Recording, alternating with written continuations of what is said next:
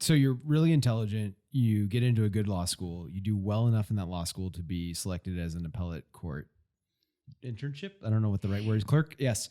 And so then you realize you have this travel bug. You don't fit into a box. Tell us a story about your childhood, something that harkens back to knowing what you've gone, the path you've traveled up to now. This story just kind of summarizes it.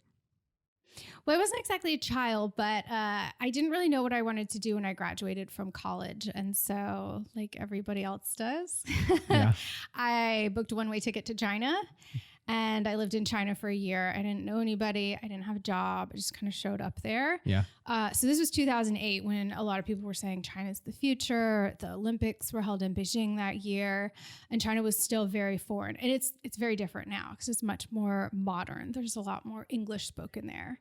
But that was a really great experience being an entrepreneur, because coming to China as an outsider, not speaking the language, not having a job, everything that I did in a day was transactional and entrepreneurial. So there's not set price, or at least at the time, there weren't really set prices at a grocery store for food. So if you wanted to go buy apples, you would have to negotiate with the apple seller in the market around the corner from your house.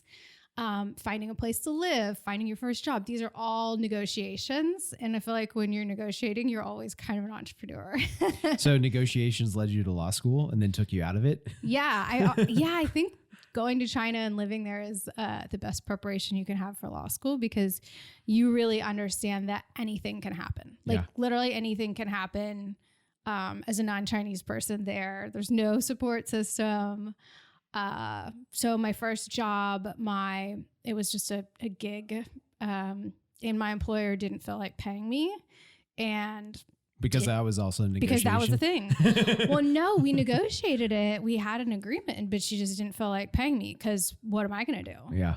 And I didn't get paid for like 3 months until I found a way. I tried a lot of attempts, and ultimately I did figure out something that worked, but you have to figure it all out on your own. So kidnapped her kids. Yeah. You said, I'm not going to get them back till you pay me.